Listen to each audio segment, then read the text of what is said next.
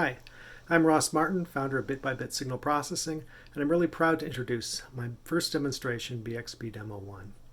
Not only is it a great demonstration of my signal processing capabilities, but it also shows interfacing with the operating system, interfacing with the software, and it's just a useful lab instrument, so it's a really cool demonstration.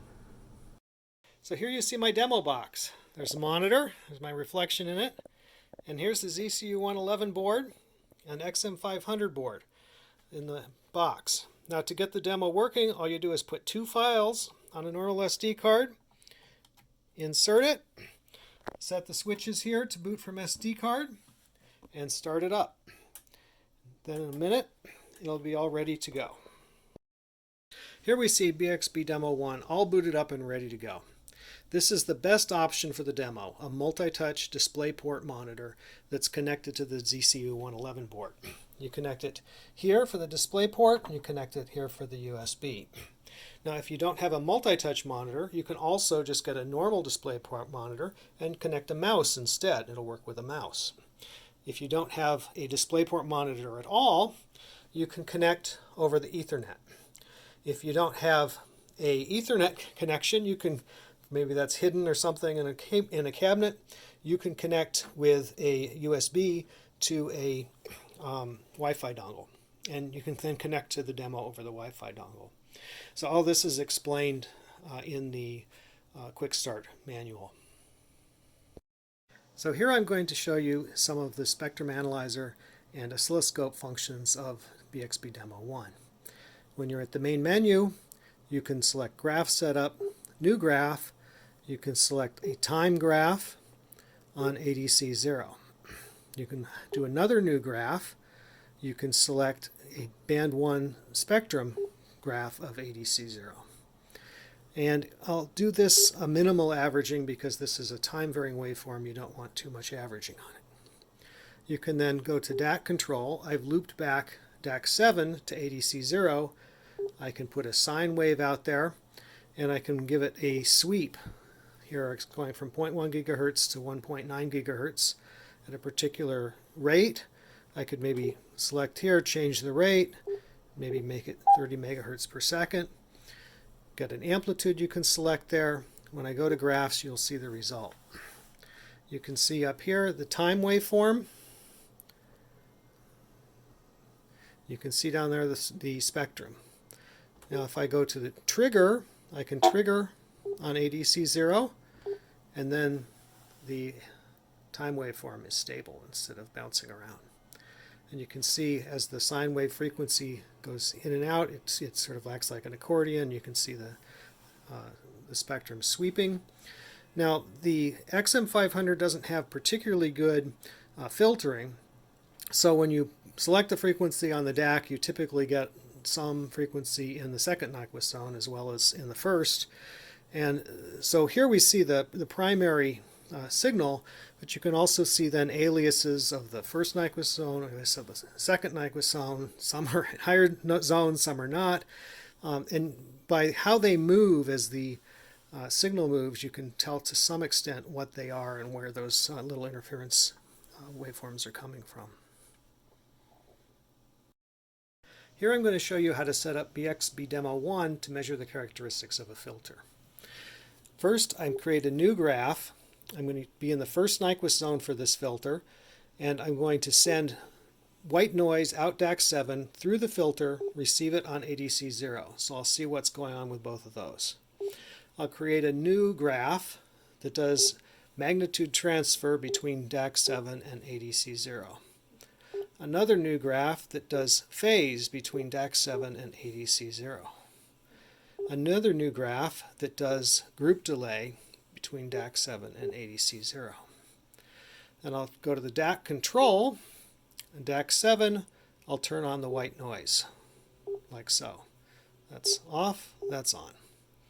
And I go to the graphs and see what I get. Now you see here, this is what's being sent out DAC 7.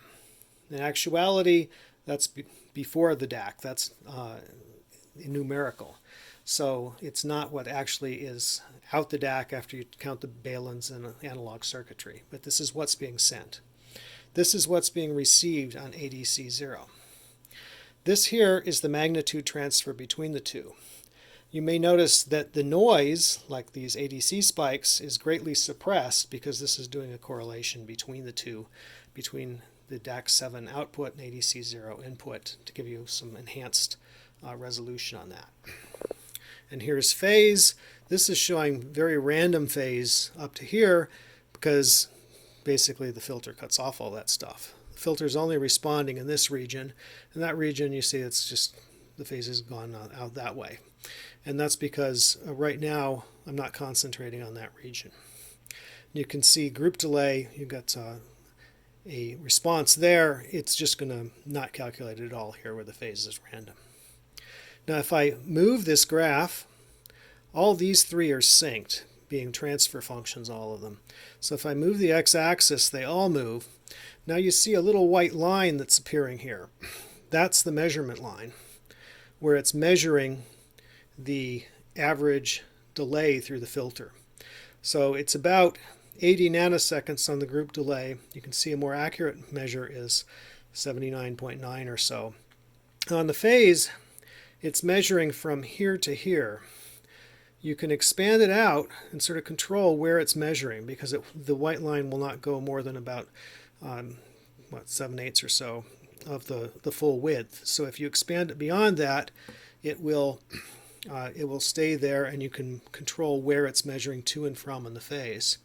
And so this here now is putting us in a very flat region of the phase, and it gives us a more accurate measurement of the group delay through there, which in this case for this filter is about 78.65 nanoseconds. You can measure cables, you can measure filters, you can measure a whole sequence of cables and filters to get the delay through all of them. And then by hand you can subtract them and figure out differences. And you can zoom in here on the transfer characteristic. From here you can get information about what the actual roll-off is. Where's the 3D points, what's going on with the magnitude of the filter, and you can see that it is a little bit less than perfectly flat here towards the edges in the phase as well, so you can get phase distortion information. So a lot of information you can get from these sort of measurements. Here's what a spectrum of a BPSK waveform at baseband looks like. Two different ones, one at 10 megabits per second, one at 5 megabits per second. And here you see the two waveforms. One is going through a set of balins. One is actually just going direct from ADC to DAC through a DC block. You can see that the balins block a lot more of DC because the waveform fades. And you can see that also in the spectrum. Over here you can see that your red spectrum, ADC 0, fades off towards DC, whereas the other one does not. And that corresponds to that slope downwards. Here you see ADC 1 connected to an antenna on my roof, a TV antenna. Now you can see various signals out there. In particular, if you zoom in here, you can see those signals there. Those are TV stations, and in the UHF band. Here's some at a little lower frequency, and here are the radio stations. And you can see here, like, you can actually read off their frequencies. There's 90.4, no 3, 90.3. Here's 91.5, 92.3, 93.3. You can see them all right there. So it's pretty cool. Here you see I've configured BxB Demo 1 to look at Wi-Fi and Bluetooth activity up at 2.4 gigahertz. And you can see some Wi-Fi activity there. It's bouncing up and down. I've got a cell phone here. I can connect it to a Bluetooth speaker, and you see the Bluetooth activity pop up. And it gets much larger as I put the cell phone close to the antenna, and it gets much smaller as I move it away. I can also transfer control from the local monitor to the cell phone.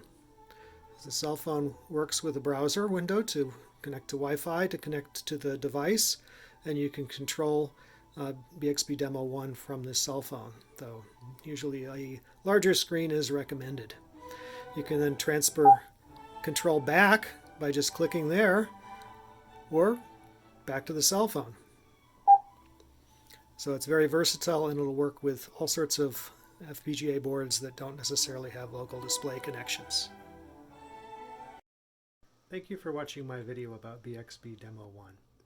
I'm really proud of it, and I'm not charging a lot for it. I think you'll really enjoy it. I really find it useful. And there's 30-day free evaluation, so you can actually check that out for yourself. So if you've got a ZCU 111 board, give it a try. I think you'll really like it.